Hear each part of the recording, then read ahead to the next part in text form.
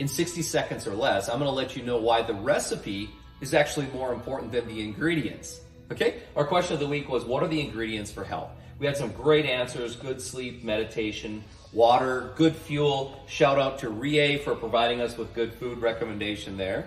So anyway, lots of different recommendations for ingredients. But if we don't have the proper recipe for the integration of those ingredients, it's not going to cause any good health at all. Much the similar if you just took if you were baking a cake and you took your eggs and you threw them in a bowl, and you dumped all your flour and you squirted your frosting in, you mixed it all up, threw it in the oven. Nobody wants a piece of that cake, right? You need the recipe or the organization of that. The organization of health comes from your nervous system. So we need good ingredients, no question about that. But your brain and a healthy functioning nervous system helps put those ingredients in the proper order, in the proper places to allow you to have amazing health.